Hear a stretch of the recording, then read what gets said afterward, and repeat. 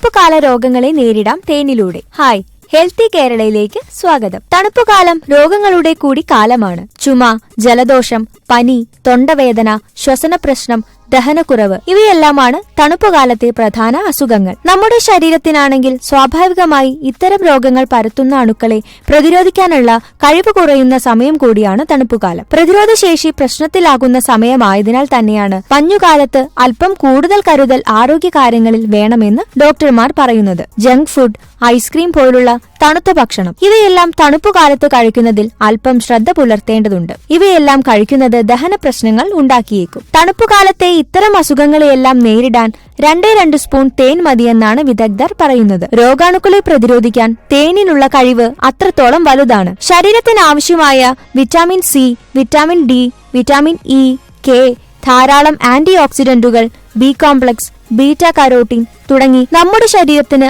ആരോഗ്യം പകരുന്ന പല ഘടകങ്ങളും തേനിൽ അടങ്ങിയിരിക്കുന്നു. അതുകൊണ്ട് തന്നെയാകാം തേനിനെ പ്രകൃതിദത്തമായ ആന്റിബയോട്ടിക് എന്ന് വിളിക്കുന്നതും. കഫക്കെട്ടിനെ ചെറുക്കാൻ ഏറ്റവും അധികം സഹായിക്കുന്ന ഒന്നാണ് തേൻ. തേൻ തനിയെ കഴിക്കാൻ ബുദ്ധിമുട്ടുള്ളവർക്ക് ഇത് ഇളം ചൂടുള്ള വെള്ളത്തിൽ കലർത്തിയും കഴിക്കാം.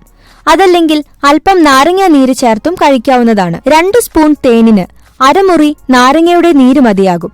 ഇവ രണ്ടും ഇളം ചൂടുവെള്ളത്തിൽ കലർത്തി കഴിക്കാവുന്നതുമാണ്.